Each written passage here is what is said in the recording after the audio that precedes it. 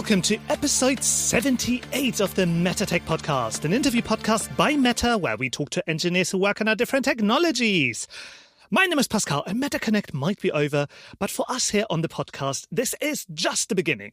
I have an uncharacteristically timely interview for you. If you have tuned into MetaConnect in the past couple of days, you will have seen multiple references, both by Zach and our CTO Boz, to some stunning new features in Horizon Worlds to generate 3D assets and even entire worlds with nothing more but a text prompt.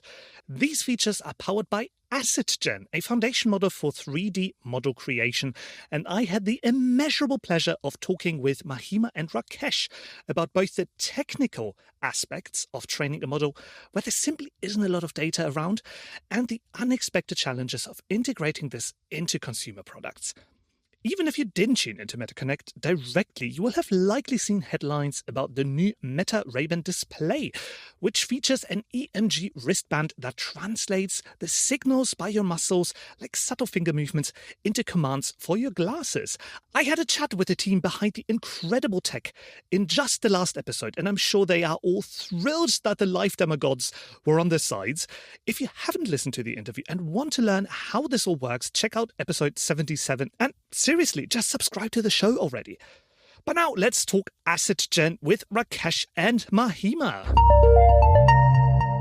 I don't know about you, but my drawing and painting skills are pretty atrocious. And yet, I could at least create a little stick figure in Photoshop and figure out how to animate it in After Effects. But if you now asked me to create the most basic version of that in 3D, I'd give you a blank stare despite having Blender installed on my MacBook. Mahima, Rakesh, and their team are on a mission to change that with AssetGen. Mahima and Rakesh, welcome to the MetaTech podcast. Thank you. Thank you for having us. This is super exciting. I think so too, because this is something very novel. But before we dive into the actual topic, let's give you two a chance to introduce yourself to our audience. Mahima, can I start with you? How long have you been at Meta and what did you do before?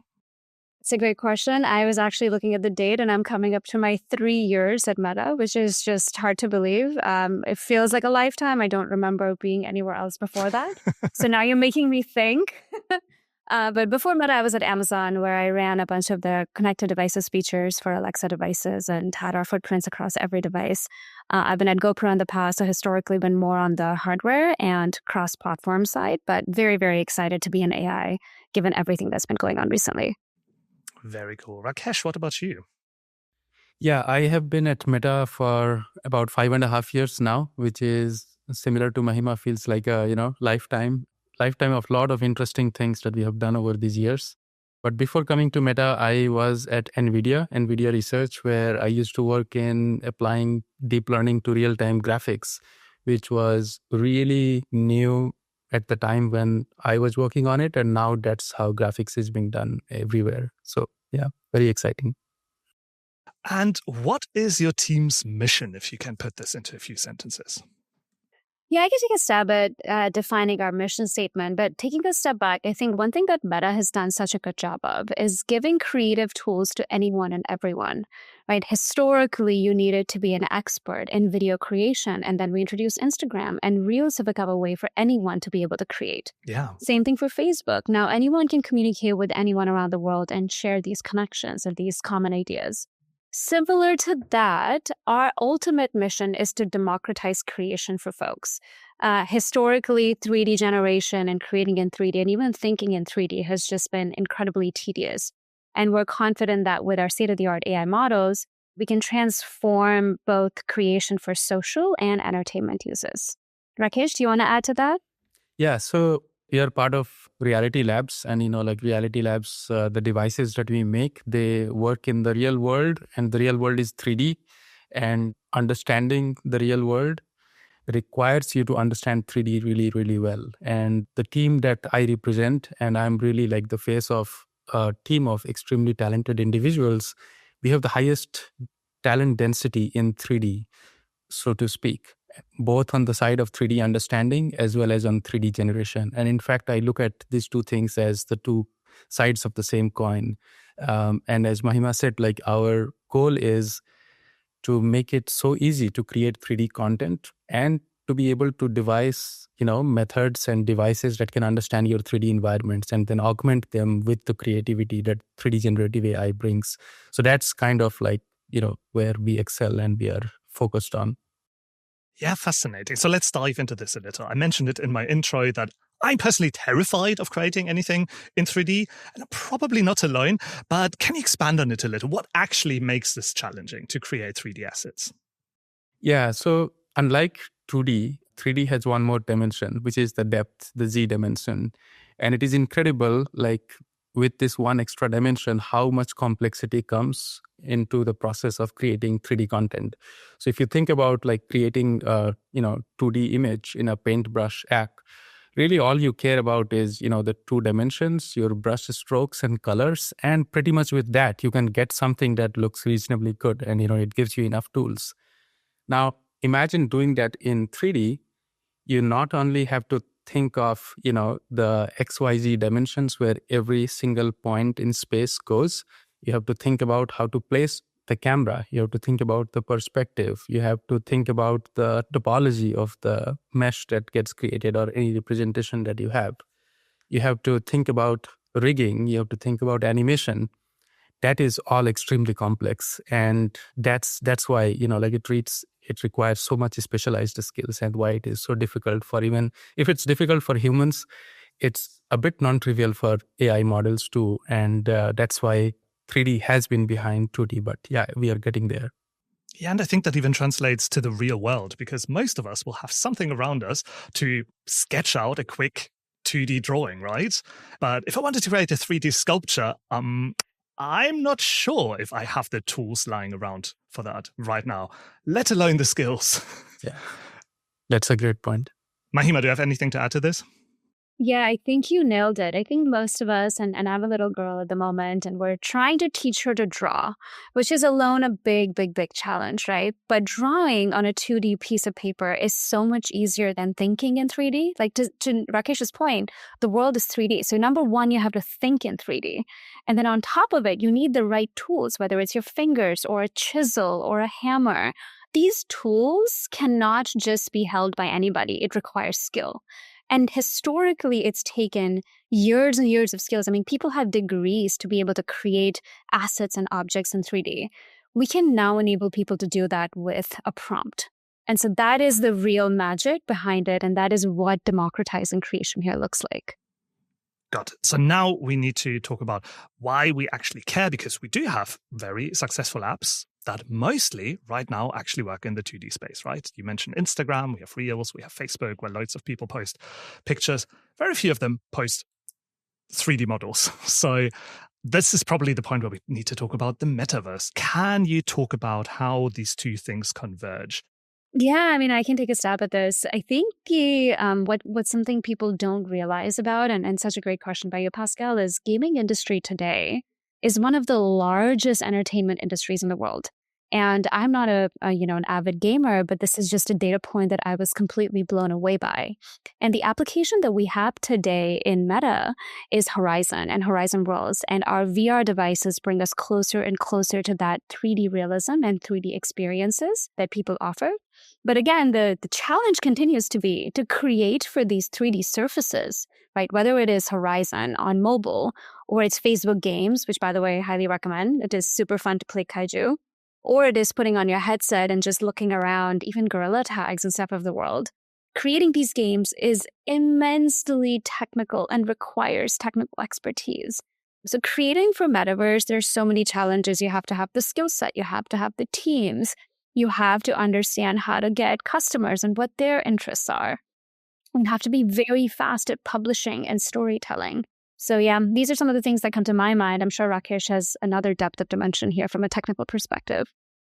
Yeah, I mean, if you are creating a platform in the metaverse, like there is this chicken and egg problem that every platform has to deal with, which is you have a limited pool of creators today, specifically today, because the tools are so difficult to use to create 3D content. Now, if you're a creator with these skills, like you will look for platforms where there are users because you want users to use your product. And if you're a user, you would want to go to a platform where there is enough content to engage with. And this is the chicken and egg problem that we want to be able to solve by lowering the floor, lowering the skills that are needed in order to create content. So even folks with creativity, but not having a lot of these, highly specialized skills should be able to create content. And that increases the pool of creators itself. And in its extreme, you can imagine that every user is a creator as well. And as we go towards that trajectory, we are basically solving that very core problem that the platform has to deal with. How do you then envision that people use the tools as part of Horizon worlds in the future? This is such a great question because we've had to kind of go back to the drawing board to think about what is the creation experience and journey like in the future.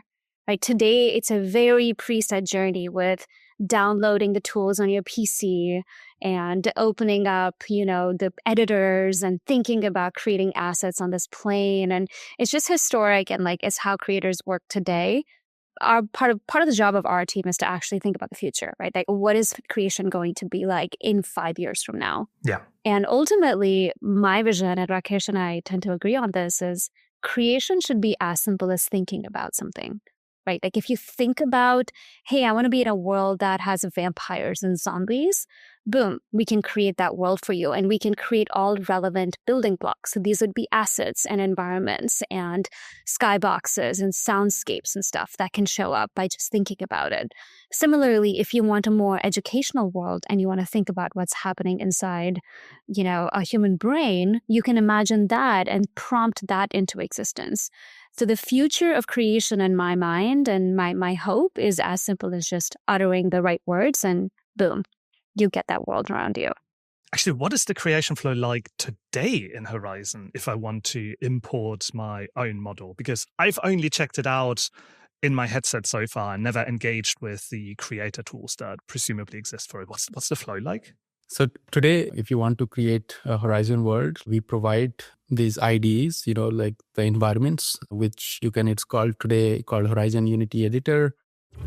If you want to try this out for yourself, search for Horizon Worlds Desktop Editor or the newly announced Horizon Worlds Studio, which is available in a beta release that you can apply for. Links to both will, of course, be in the show notes. And now back to the interview. A runtime, and basically it's a workflow that you can download and you can create content. You can create 3D contents, entire worlds, you can create characters, you can animate them. So it is much closer to the traditional workflows, but it's evolving. Like now we have already announced and released features into this editor, which are GenAI based. So now a creator can actually write text prompts of what they want, and the model will pop out those 3D assets. Then after that, you can, edit them, change them, and then you can integrate them into your world. So already we see what we are providing is a sort of, assistant to even the existing workflows in Horizon Editor.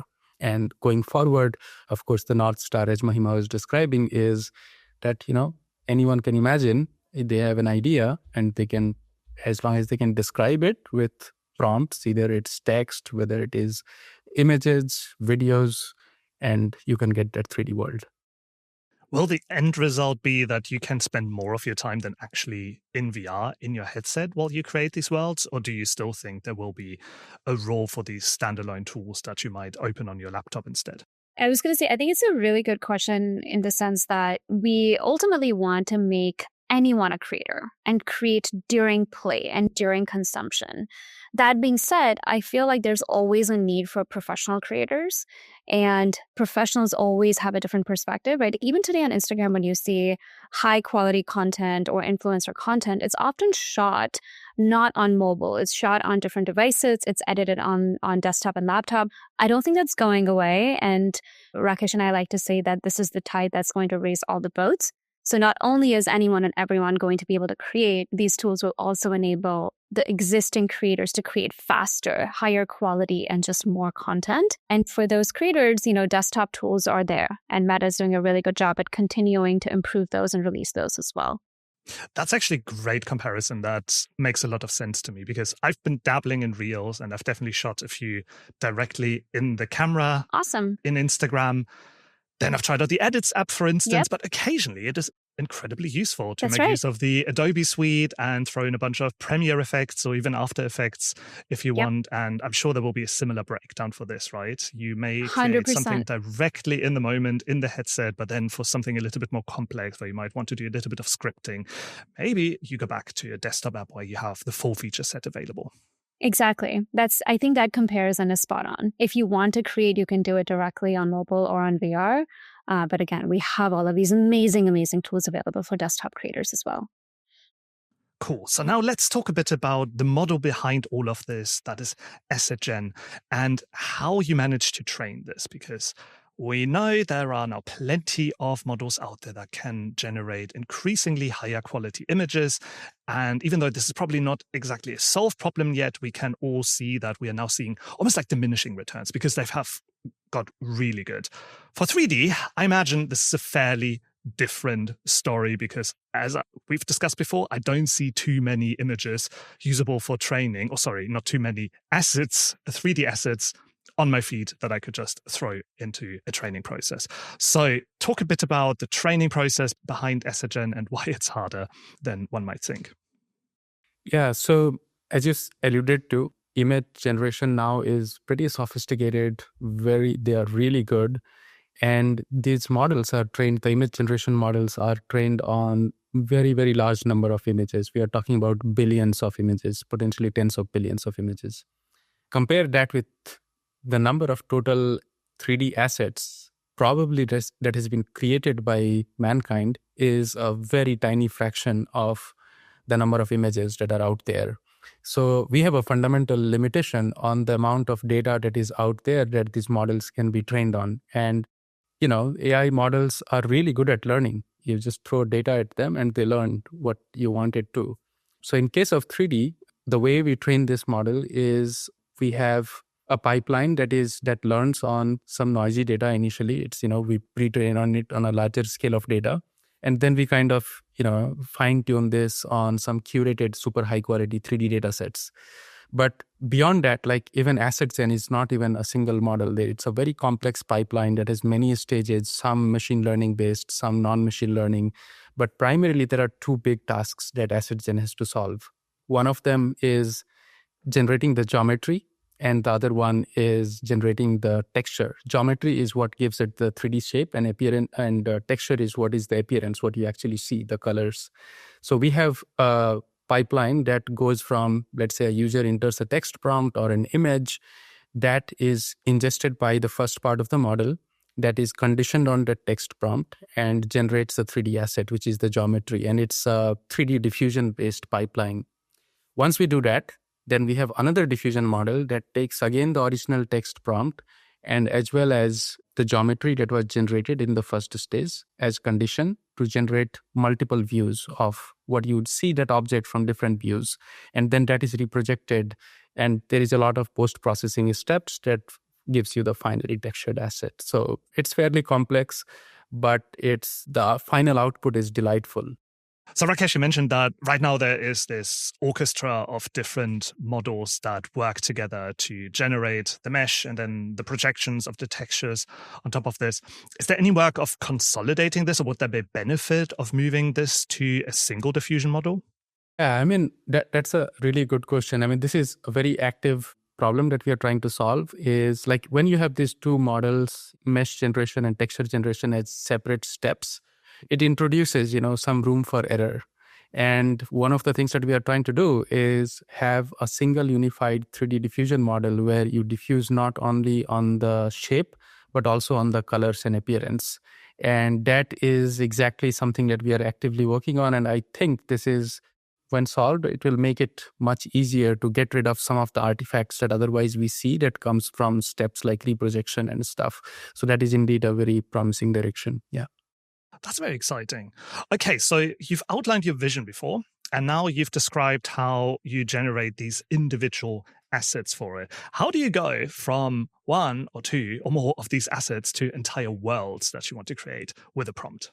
This is such an exciting topic for us as a next step for our team because this is the real unlock, right? Like if you really think about game generation, so far what we've been doing is building the building blocks that add up to the world, ultimately. But now this is a completely new way of thinking. Now we want to think of a world tops down. So once you utter a prompt for a world, what are the assets that we need to infer that world needs to contain? What are the different elements that world needs to contain? That is when AssetGen steps in and starts generating an inventory of the critical items that need to be generated for that world. And then the big area of innovation that the team is currently trying to unlock is around layout generation. And the layout generation pieces will work in partnership with the asset pieces and lay out those assets in a very clever way so that all of a sudden the prompt converts into a full world and everything is stylistically consistent, geometrically consistent. It is navigable. It has the right properties of a world that you'd expect to get from a manually artist-created world. So think of this as building blocks that can magically snap together to form an entire universe.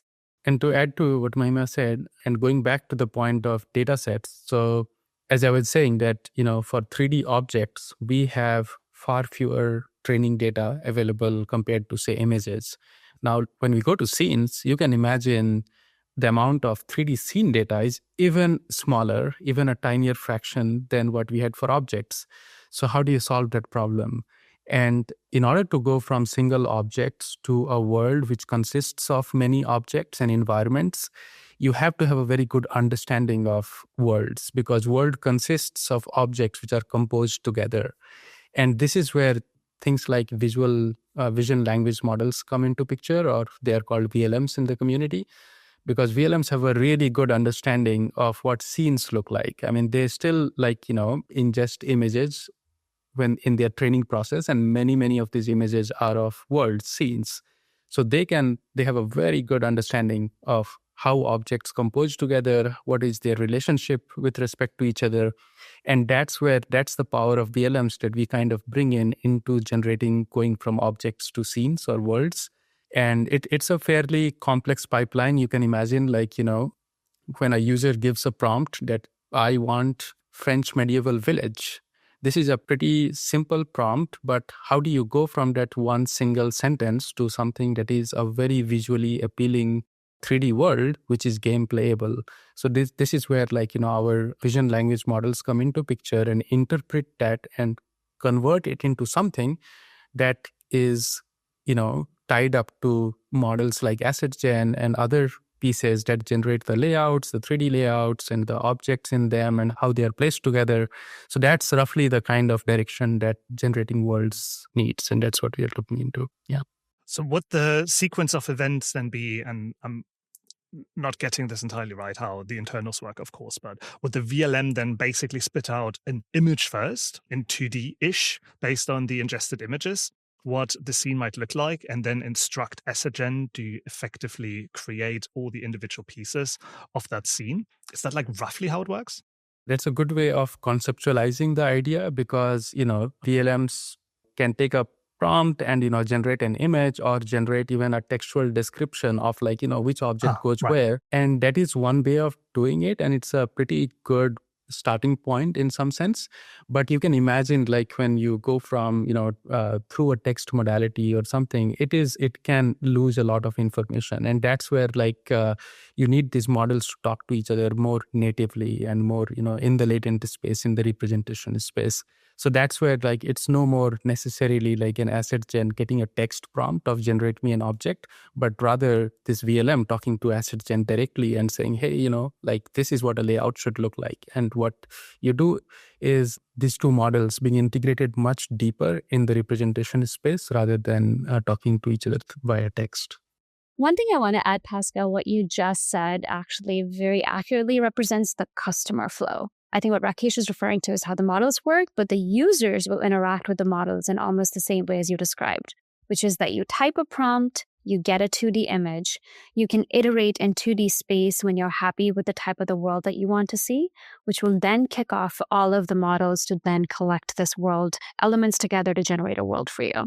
Right, that makes a lot of sense. And I would imagine that computationally, it's going to be much cheaper to generate this first version of the 2D image before you kick off the That's 3D exactly generation process. And this is exactly how AssetGen also works today, because it's much cheaper to iterate in 2D than 3D. Then that's what we've been encouraging our creators to embrace. Right. What kind of times should I expect? And this is probably going to be outdated by the time that we release this because everything gets faster, both through computational capacity increases and algorithmic improvements. But how long do people need to wait right now to get this kind of first preview and then for the kind of larger scene? So right now, I mean, for the very first step that Mahima said, like you go from a text prompt to an image, that is usually just a few seconds, usually 3 to 4 seconds. And you'd get a preview of what you're going to get. And once you select that, then, the whole AssetGen kicks in. And that's roughly around 2 minutes right now, a little over 2 minutes. And but you can imagine like this is an area that is moving really fast. We have prototypes that are much faster, and we expect that this will be getting faster while keeping the quality pretty high very soon. And I expect like the time is not very far away when we can generate an entire 3D object in a matter of few seconds. That sounds like a fairly good workflow. And again, potentially one of the reasons why there is, right now at least, a bit of a need for a desktop version, because waiting in VR is just really boring. You don't have much to do besides looking at the spinner. If it's a loading spinner for an entire world or this. Although I can also imagine, as you're waiting for the bigger generation to complete, there might be other things you can tweak in the meantime. I'm totally with you. And we've been experimenting with trying to create world elements in VR. And it's very likely for us to be able to create, small worlds in a couple of minutes as well. So I think there's a lot of innovation happening in this area. And one thing that this last couple of years of AI has taught me is take no time, no capability for granted. Everything is about to change. Everything is going to have innovation. For sure. And talking about the continuous improvements, how do you ensure that the outputs of your models remain high quality? What does your feedback loop look like at the moment? Yeah, so if you've been keeping up, at least from the product management side, the big thing in product management and AI is all about writing evals, right? So models are fairly ambiguous, but you need to have the right kind of evaluation criteria to make sure that the outputs of those models are giving you exactly what you're looking for. So evals is where our team spends a bunch of time, starting from PRDs, of course, but it's the evals that you really, really want to nail down, the specific wins, the specific outputs, again, that we discussed for this, for a specific model. Once the model is developed and we internally feel like, you know what, this is meeting our quality bar and this is giving us what we want, we then have a multi-step process to make sure that before it goes to the creators, we're very, very confident that the outputs will be awesome. So first and foremost, our team does evaluations.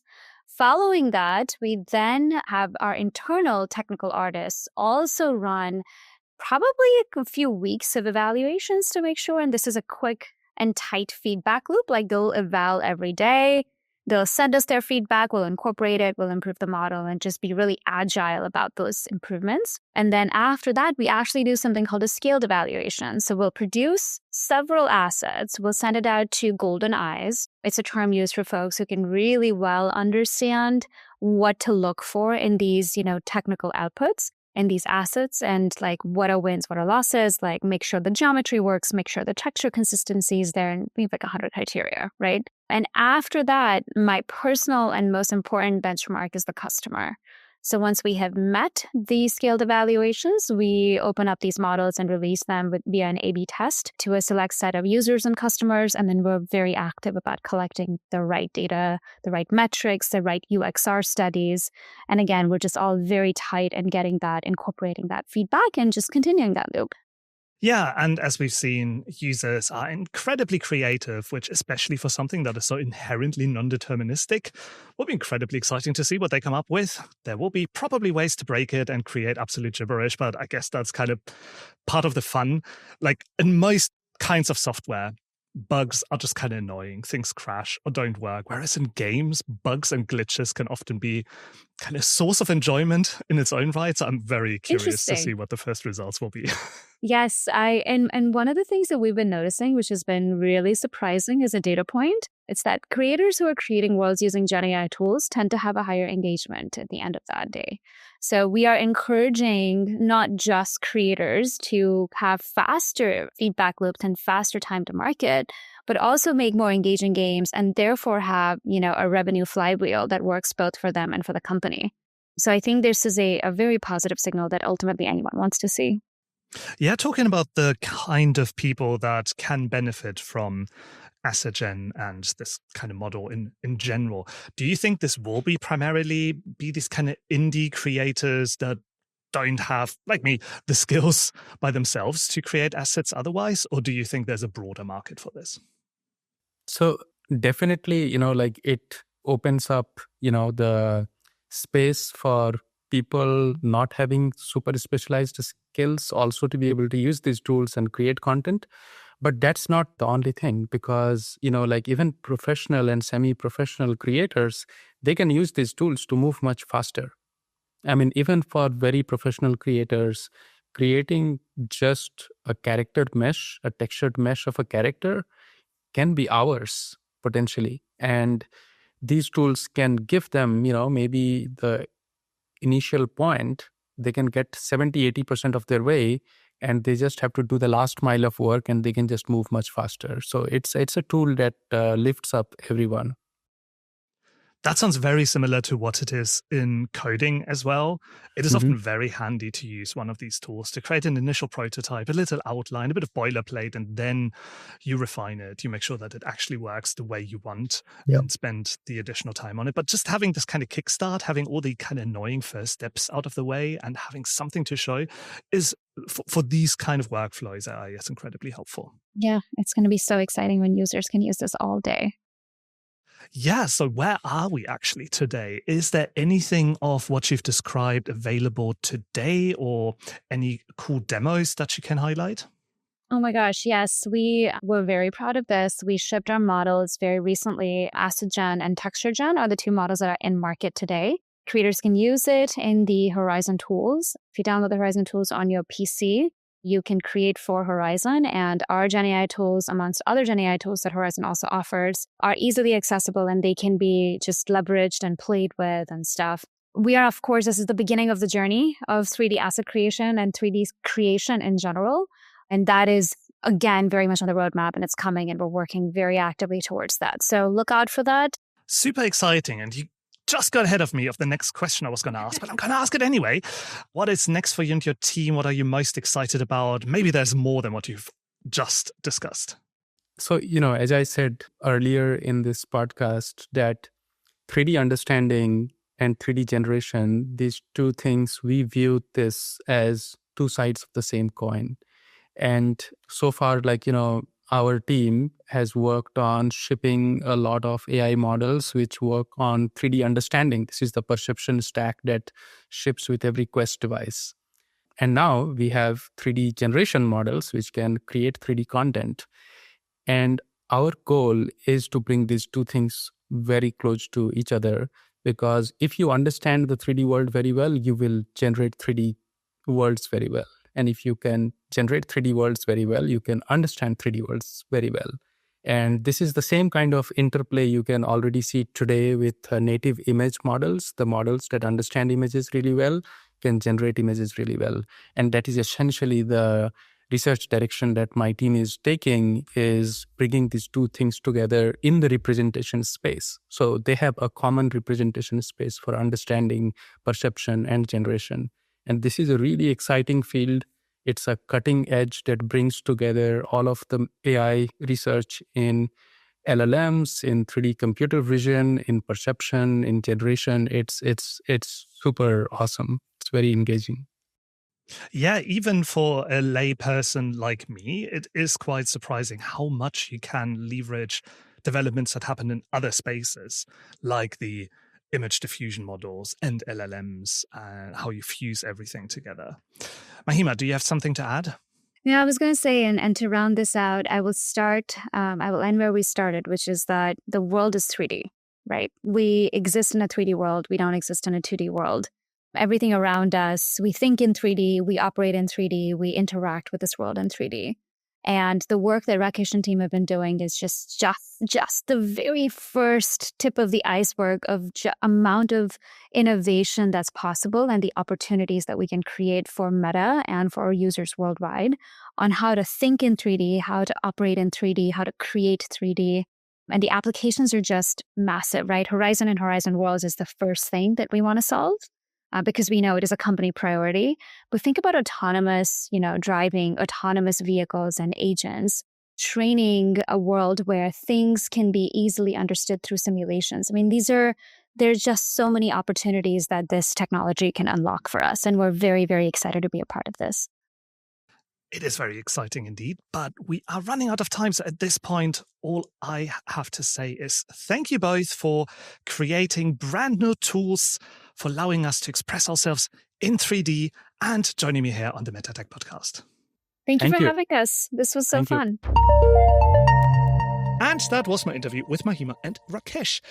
I just listened to the MetaConnect developer keynote this morning and found the candidness about Horizon Worlds quite refreshing. It was off to a rocky start, but honestly, I am charging my Quest 3 right now in the background, now that I'm back from my trip, to give Horizon Worlds another go. The idea of lowering the barrier to entry while simultaneously raising the ceiling for quality sounds super compelling to me. If you want to hang out in the Metaverse, you can add me as Passy0 in Horizon. That's Passy and the number 0. But that's it for another episode of the MetaTech podcast. Until next time, toodaloo.